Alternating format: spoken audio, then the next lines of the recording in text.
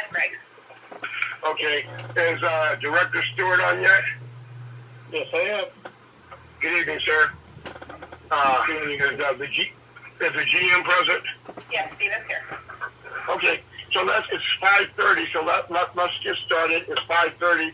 I'd like to call to order the April 28th board meeting for the Rosamond Community Services District. Can I have a roll call?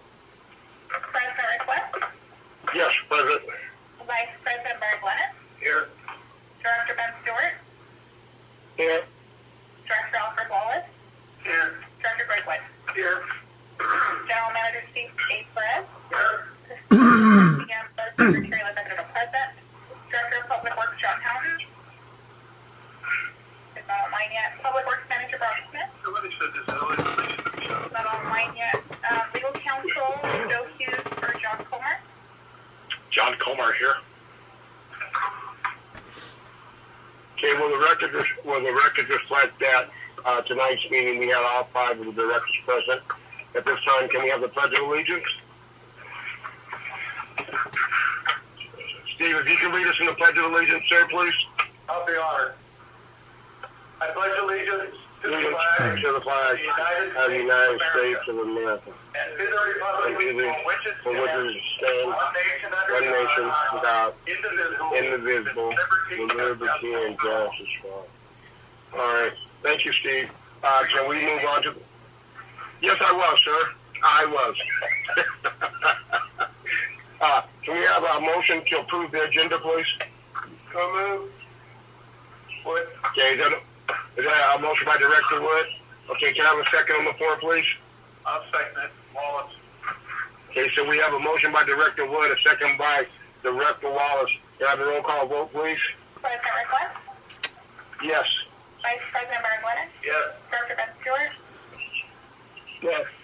Director Alfred Wallis. Yes. Director Greg Wood. Yes.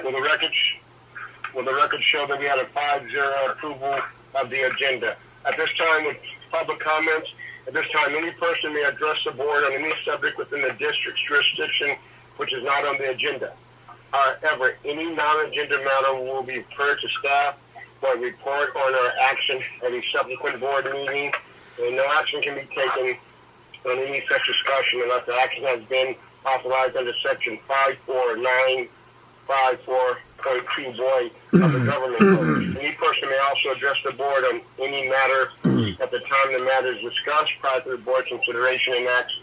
Speakers are requested to limit their comments for 5 minutes. At this time, it's 5:33, and I'll open the public comments period. Is there anyone from the public that would like to address the board or the GM to make a comment?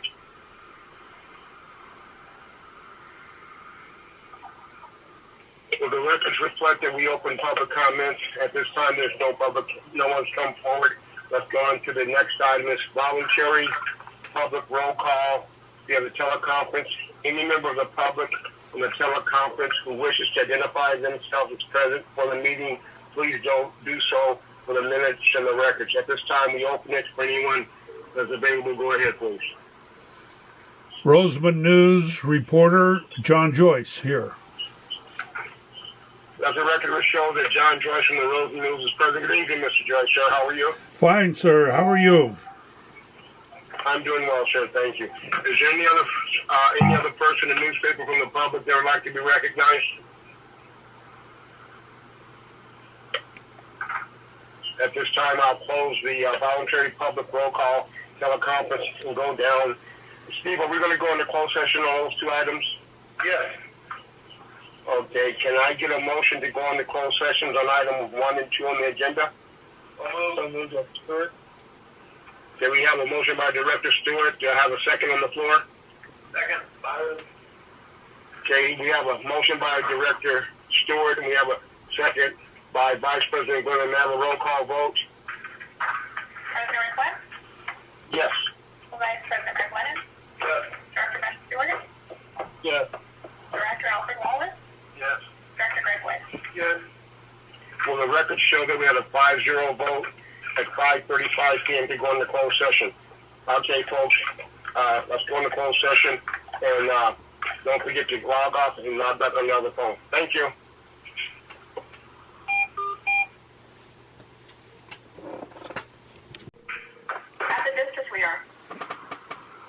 Stewart, you on? Yep, I'm here. Okay. Can I have a motion to come out of closed session? So moved. Byron? We have a motion by Vice President Glennan, second by Director Wallis. Can I have a roll call vote, please? Wood? Second by Dr. Wood. Oh, I'm sorry, Director Wood makes the second. We have a motion by Director Glennan, second by Director Wood to come out of closed session. Can I have a roll call vote, please? President Rick Webb. Yes. Vice President Byron Glennan. Yes. Director Ben Stewart. Yes. Director Alfred Wallis. Yes. Director Greg Wood. Yes. Well, the record shows that we had a 5-0 vote to come out of closed session. There was nothing to report for closed session. At this time, it's now 6:12 p.m. We will start the open session for the Rosamond Community Services District April 28, 2021 meeting. I will read the public comment section again. If there's someone that has one. At this time, any person may address the board on any subject within the district's jurisdiction, which is not on the agenda.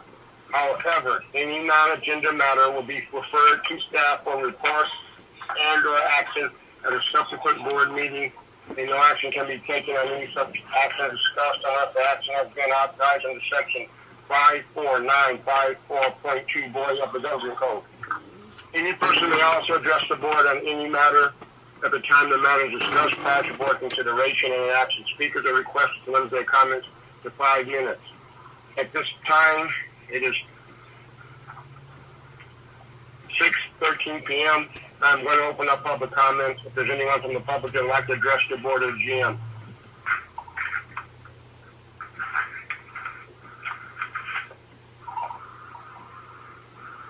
Will the records reflect that we open up public comments and no one came forward to address the board or the GM on any agenda matters?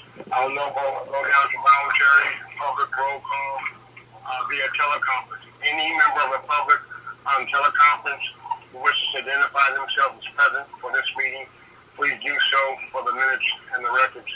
Please go ahead if there's anyone in the community that would like to have themselves identified. John Joyce with the Rosamond News. With the records reflect that John Joyce of the Rosamond News is present at this meeting. Is there anyone else in the community that would like to be recognized? Okay, we'll go down there to our next agenda item, next minutes of the meeting. And Jen, am I able to do all these as one, or do we want them broken out individually? You can do them all as one.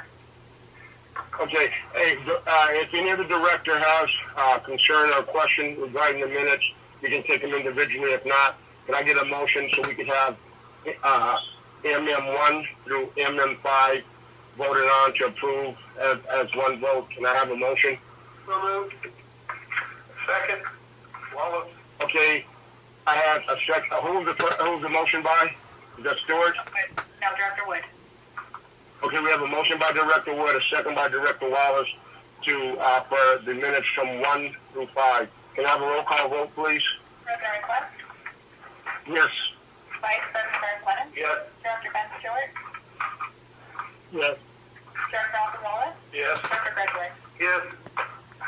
Well, the record shows that the minutes 1 through 5 were approved by the board with a 5-0 vote. Let's go down to consent calendar, and we have consent calendar item number 1. It's the AP for 4/6/2021 to 4/19/2021. Never a motion to approve. So moved. Have a motion by Vice President Glennan. Now, I have a second. Is that Director Wallis? Yes. Okay, we have a motion by Vice President Glennan, a second by Director Wallis. Now, have a roll call vote, please. President Rick Webb. Yes. Vice President Byron Glennan. Yes. Director Ben Stewart. Yes. Director Alfred Wallis. Yes. Director Greg Wood. Yes. Will the record show the consent calendar item number 1, the AP was 5-0 approval. I will go down to presentations. One is the water reclamation plant project update. We have Brock Smith, Public Works Manager. Brock, are you there?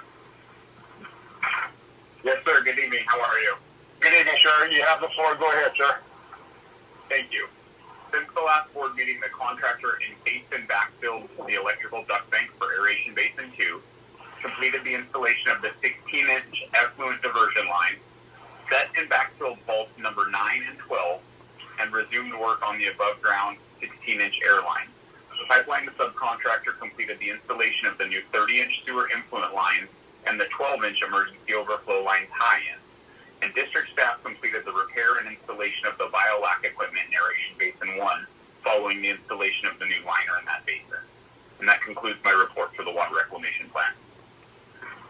Thank you, sir. Is there any director that has a question for the Public Works Manager? Hey, Brock, so how long down the line do you think before we'll be able to start testing the plant out there? So last week, district staff was able to fill Aeration Basin 1 with water to set that equipment. I think we're going to start seeing commissioning of various parts of the plant over the next 4 weeks. At this point, there's a lot of little tasks that are at that 85 to 90% mark that just need to be finalized. So I would say in the next 2 to 4 weeks, we'll see a lot of this coming online for testing. Outstanding. Job well done. Thank you, guys. Director, can you? Yeah, I got a question. What's the timeline for seeding the plant, Brock? Do you happen to have a ballpark figure on that? So that's dependent on the approval and the certification of Aeration Basin 2 and the biolac equipment that was installed in Aeration Basin 2. Like I said, staff just completed the installation of the equipment in Aeration Basin 1, but we're waiting on the contractor to set the equipment in 2. Once both of those ponds are filled with fresh water and the equipment is installed, there's a 2-week freshwater test before that gets seeded. So I'm gonna assume that we're probably looking at about a month's time before we actually seed that and start running it. Okay. And we have a 3-month window scheduled for acclimation. Very good. Excellent report. Thank you. Okay. Any other director? Okay, let's move on to the next agenda item. We have director reports, comments, or agenda items. Let's start with Director Stewart. Director Stewart, you have the floor, sir. Okay. Let's go to Director Wallis, sir. You're up. You know what? I've had people talking to me about, I says, you need to get involved in the district, and they say it don't make a difference. And I said, yes, it does. I said, if 51% of the people protest that raise, it can't go into effect. I said, so don't tell me it don't make a difference. It's just, you guys just don't want to get involved. And so I would like for the community to know that it does make a difference if they get involved. That's the end of my comments. I'd like to add to what Director Wallis said, and he's exactly right. The people have the choice here. It's not the district. It is the people, and it's their voice that decides. And these two particular people, both of them put in new loans. You know what the interesting part about this is here? I don't know where it got to the point where this became the director's choice.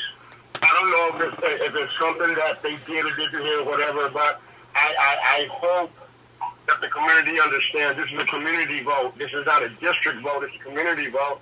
And I hope that they know that they can call the district for clarification. They can ask the board members they feel from the pub community for clarification, but this is a community vote, not a district vote. So let's wish for the best on that. Let's go over to Director Wood. Director Wood, Greg, you have the floor, sir. Yes, I'd just like to remind everybody that we have our workshop conference coming up with CWEA and CASA, and on Wednesday, May 5th. And so this one here is, we'll be giving a presentation at 2 o'clock is when ours will start. And Steve and I, along with Sergio Alonso from the Lahontan Regional Water Board, will be speaking in this section of the workshop, and we'll be talking about facility that Bronx gave a report on, and the impact that it's going to have on our area and region, and the potential impact that similar facilities can have on the state of California. So if anybody wants to get information on this, I can forward them information where they can contact CASA or CWEA, either through myself or through Steve. And if you want to attend this meeting virtually, they can walk you through it, so you'll be able to do so.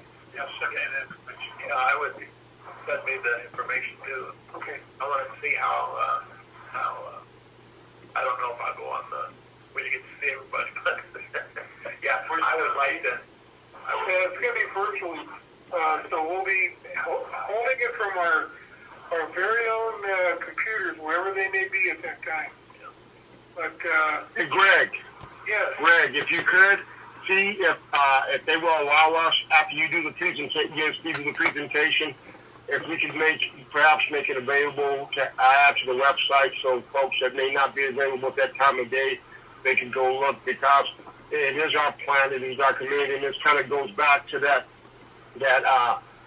what the folks are talking about. This is something that the things we talk about in the community, this is what we do. So would you check to see with them if maybe after the presentation is done, if that could be tagged to our website, so folks at their leisure can go look at it, or even just the highlights of it or whatnot, but see the possibility, either you or Steve, ask them to see the possibility of that.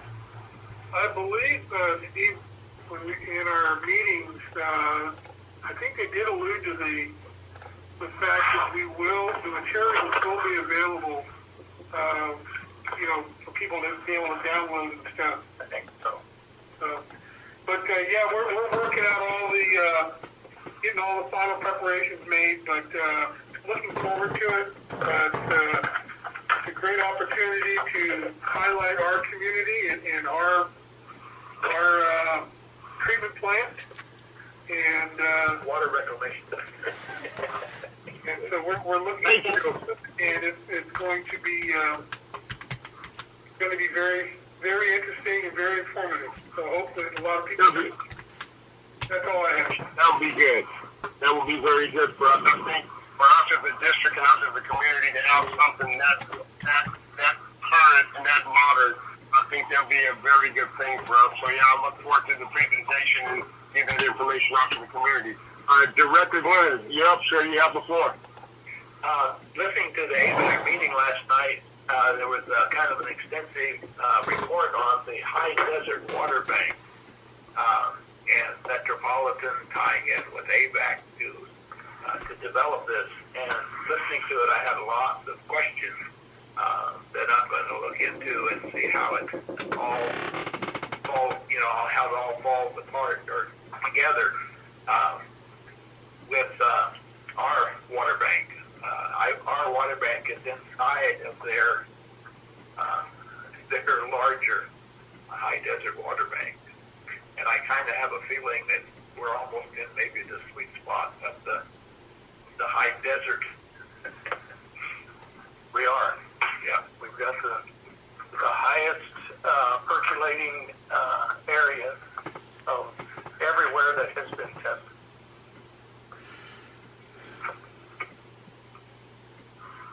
Director Glennan, you have anything else? I have a question, but I'll wait for Lizette to do her report, then I'll ask the question because it relates to her report. Okay. Well, I have nothing here, like I said. The only thing I can say, it looks like we're kind of getting back to normal. Just based on, my workload, the traffic flow, whatever, people are starting to come back out. But again, let's remain vigilant and all the protocols we did to keep ourselves healthy. Let's not forget about those. Let's look forward to one day where we all can get back into the boardroom and resume something that resembles normal as a district and as board members. So with that, I'll move on to General Counsel update. John, you have anything for us, sir? Nothing to report. Okay, thank you, sir. Let's go on to the General Manager update. Steve Perez, you have the floor, sir. Yes, what we've been experiencing in the Antelope Valley, not just the High Vista area, but I believe all parts of the Antelope Valley, is the theft of water. In our particular case, we have a bulk water sale point here in the community. We have enough revenue generated through the bulk water sale to purchase that water or replace it. So it's not a draw on our particular water per se. The people are paying a premium for it. But what's happening in our case is we're having a tremendous amount of people gathering water. They have tanks on their trucks. They have multiple containers on their trucks. I've even had a couple of rented water trucks filling up at our bulk water station. Myself and the general manager in Mojave have been watching these guys, and we're talking daily about their movements to the north and what they're doing with this water in our particular area here is they're taking it for ag purposes and watering marijuana grows. We think probably illegal marijuana grows at that. So High Vista in the the greater Lancaster area was being ripped off by water pirates hooking up to fire hydrants out in the country and stealing water that way. While on the phone preparing for our CWEA and our CSA presentation, myself and Greg and Lahontan, Jay Cass shared his screen with me and had a Google Earth shot and panned over the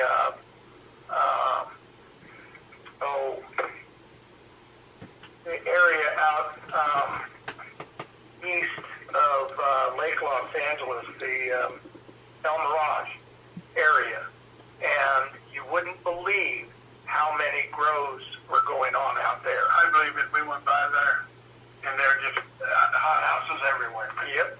I mean, just you look out there, and there's 50 of them. 50 here, just everywhere. All the water purveyors in the Antelope Valley, AVAC, we're all meeting tomorrow on a conference call to discuss this issue. LA County Sheriff is involved. I understood that even the DEA is involved. Is some things legal? Some, I don't know. We're thinking no. I'm almost sure we wouldn't have that kind of horsepower in the Antelope Valley if they were legal. So I have a feeling that we've got a lot of illegal grows going on. Why? I think what's happening too is we're getting cartel movement this far north, and I think a lot of the cartel influence is having influence on these grows in our area. The high desert area, more particularly the Antelope Valley, clear up to Mojave. So we're trying to do our part to keep them run off. Yes, sir. Hey, one of the problems that we have, you're right. Well, first of all, the big thing with the grows is that that's a cash crop, and like I said, if you look at how quick it takes those plants to mature, once they mature, they're using the leaves for honey oil, and they're using the buds on the plant, so that's a straight cash crop. And we have so much open space out here. Anytime there's any kind of narcotics growth, be it meth or marijuana, if you just look at the vastness of us, the whole Antelope Valley, go to your best state, you only cover maybe a quarter of it with resources. So that's going to continue, I guess, unless they come up with some type of dashboard. The question I have for you, would we run into any trouble if we started limiting the amount that people can pump at one time? In tanker trucks now, could you imagine someone plugging in over the weekend and just going nonstop? I mean, I've been there a couple of times. I saw people, and these appear to be just local folks getting needed water for just domestic needs. But we're starting to get tankers up here. Is there some way that we could regulate how much water, one time, one transaction, or is there a way that we can regulate how much on a particular given day that's being drawn out? Well, I don't know that we can monitor it that close, but I hate to do something like that, and it'll impact the guy that's out in the country that has a big tank, and he doesn't want to make 27 trips a month. It's going to impact them. But and Brock had a good comment today. What do we do if we run them off from here? Are they going to go to our hydrants and start stealing our water instead of paying for our water? So we're behind a rock and a hard spot when it comes to this. But what I have done is I have told them, I jammed them up yesterday, and they admitted they were taking it to a marijuana crop. And I told them that this was for human consumption, and they were to not pump here or gather water for that purpose here again. And if I caught them, I was going to have them arrested. So they said, okay, and hopefully, you know, I don't expect that to be the win-all to do-all or to run them out, but they know that we know they're doing these things. Coy and Mojave, he's jamming them also. So both of us are jamming them to try to keep them from doing it, and hopefully they'll leave. Yeah. Hey, Steve, when they pump the water, so they're using a credit card, correct, to pump the water? Yes, they are. Okay, and that's the only information, credit card information, and that's the only thing that we're using to capture who comes up to the water, correct?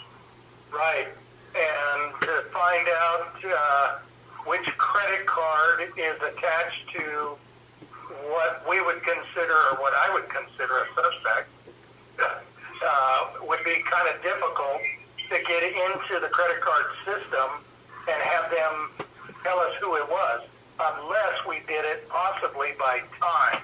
If we could get pretty close to the time that they swipe that card, we could ask for the card reader time and identification for that. I'm not sure that how quickly the credit card company could turn that around. And Steve, here's the thing that let's think about. I don't know how hard it would be to do. If you folks have a meeting tomorrow, maybe we could consider putting a camera inside the basin there on a pole that shoots, so at least you're capturing the vehicle information. And like I said, maybe the vehicle information would be a lot quicker to track down than a credit card. I know you're talking about these people with these girls. I know one thing they have that's available to them is unlimited resources. Because you talk about cash money, and cash money kind of gets you where you want to be real quick. So maybe after you folks have the meeting tomorrow, maybe you'd be better equipped, you know, for some more thought process, because if we get real hard there, then like I said, we just push them out to our hydrants, then we have a greater problem, because now they can go hook up a tanker truck, and you hook that up overnight. God only knows how much water we're losing. But maybe we could consider putting a camera on a pole inside the basin that shoots down towards that. At least you're capturing vehicle information, a vehicle description. If it's something grows, if something develops further, maybe that'll be a resource that we can come back and look at it, you know, at a later date. But while we were talking about it with in our meeting, Greg and I and Lahatan, they became very interested in it. Forwarded that up to one of their people that work that type of thing, because they are concerned with what they put in the ground and how it leaches and everything else. So they're going to attend this meeting tomorrow also. I mean. Yeah, there's another front we have to worry about. So another thing too, directors and staff there, I think this also becomes a responsibility for us. If we see something, say something. If we're out and about and we see something that's not matching up, at least, you know, as best we can, you know, be able to at least get back to the staff there, the district, Steve or Brock or whatever, and let them know what we have, because the other part of this here is that it becomes link analysis. That you see the same truck the same time on a particular location, be it a small water truck or a big water truck. That's a resource that belongs to the community, not to them, especially if they're taking outside the community. It's not being used for the intended need. Maybe we all need to be able to look out, see something, say something. So, okay. Do you have anything else on that? No, that's it. Okay, fair enough. Well, like I said, that's a concern. The Vet had told me about that, I believe, last week during the meeting. That is a big concern. Let's go on down to the assistant manager update. We have Lizette Guerrero. Lizette, you have the floor. Thank you. Good evening. On December 21st, 2020, the U.S. House of Representatives and the U.S. Senate passed a legislation package totaling $2.3 trillion in response to COVID-19. This package is called the Consolidated Appropriations Act of 2021. Section 501 of the package, entitled Emergency Rental Assistance, led to the formation of the Emergency Rental and Utility Assistance Program. The Emergency Rental Assistance Program allocated $25 billion to states to help families and individuals pay for rent and utility bills, of which the state of California has received $2.6 billion. On January 6, 2021, the U.S. Department of Treasury issued guidelines on how to access funding for states and local government. Kern County has designated the Kern County Housing Authority to manage the program for the county. Special districts such as RCSD are not eligible to receive funding directly through the Emergency Rental Assistance Program. On March 16, 2021, the Emergency Rental and Utility Assistance Program was updated to include assistance for funding for utility arrearages to include water and wastewater. Up to 12 months of arrears may be covered back to March 13, 2020, and the utility arrears will be paid directly to the utility provider. How this program works: renters or landlords must apply for rental and or utility assistance. At least one member of the household qualifies for unemployment or has experienced a reduction in household income, incurred significant costs, or experienced financial hardship due to COVID-19, and demonstrates a risk of experiencing homelessness or housing instability, and must have a household income at or below 80% of the area median income, also known as AMI. The district has posted information regarding the Emergency Rental and Utility Assistance Program on our Facebook page, and we have also sent out an email out to our customers notifying them of this program. We hope that our customers review the information and those that qualify apply for assistance. More information can be found on the Housing Authority's website, or they can be contacted by phone. We have received phone calls from the community. Some are upset because they are not a tenant or a renter and feel like they've been left out. We have communicated to them that this has nothing to do with the district. That based on legislation, because the district is being excluded from receiving these funds, we have to basically abide by what other rules are in place. But we told them that if something does come up, we will obviously notify them through email, newsletters, or through social media, so just to keep an eye out for that. My question related to that, and I'll just make myself as an example. Let's say I qualify. Okay, I need to contact the Kern County, it's not us, but the Kern County Department of Housing. Would it be beneficial, I know it's time consuming and time is money, would it be beneficial to take our customers, 150, 200, however many are, that are really in the rears, and call them and give them this information, even though we've given it to them, actually contact them and say, if you qualify, you need to do this, because your bill will be paid by Kern County Housing Authority, and we will receive the money. You think it's worth our time to? It probably is. It's probably worth our time to target them in an email blast or a letter blast, in some medium, to allow or to let them know that it's available. There's a lot of funds coming to the state of California. $23 billion is coming, and a lot of that money is going to be distributed to counties and cities, and special districts have been left out. We're doing a movement in the legislature now. I've been on a conference call with legislators to discuss them pushing for a carve-out for special districts. We have been left out. We do a lot of the work, and so we're raising that awareness. We did get a lot of support in Congress, and hopefully we'll get some support from the state of California and the legislature. Now, today I saw that one legislator had pushed some, I don't know if it was legislation or an amendment, through to address this situation. And I know that we at CSDA thank them. We elevated our support position, and hopefully we'll get some fruit bearing out of this activity and get some money for special districts. I thought it, let's say, our 100 biggest accounts that are behind, really targeting them. And if they qualify, and I would assume probably half of them would qualify, then their bill could be cleared up and we could cross it off the book. I also wanted just to let everybody know that Kern County Public Works Department will be conducting another household hazardous waste event in Mojave on Saturday, May 1st from 9 to 12 p.m. And that concludes my report. Oh, I might add also, President Webb, Kimberly Clark, the maker of wipes and things such as that tear up our sewer system, plug it up, plug our headworks up and everything else.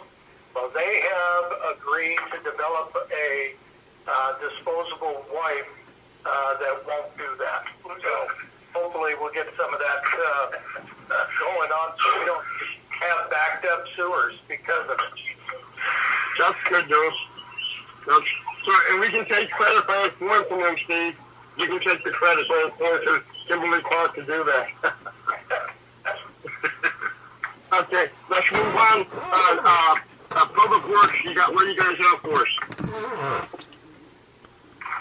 Thank you, sir. I just wanted to provide a brief update. In the last 2 weeks, Public Works staff has cleaned 12,300 feet of sewer mains, inspected and treated 49 sewer manholes, removed graffiti at 2 locations, repaired 10 service line leaks, and completed asphalt repair at 7 previous work locations. And that concludes my update. Outstanding. And before we adjourn, I'd like to recognize Zach and Brock. We met with Carl's Hardware last week about some plant material to help spruce up the office front there at the district. And I was pretty impressed at the excitement and the involvement that they both took. So Lizette and Brock, thank you guys very much for, first of all, wanting to enhance the appearance of the district and your enthusiasm in working. I appreciate this from both of you guys very much. Thank you. And with that, you're welcome, sir. You're welcome, Lizette. With that, can I get a motion for adjournment? So move, Byron. Get a motion by the Vice President Glennan. Can I have a second? I'll second it, Wallis. So we have a motion by Vice President Glennan and a second by Director Wallis for an adjournment. Can I have a roll call vote, please? President Rick Webb? Yes. Vice President Byron Glennan? Yes. Director Stewart?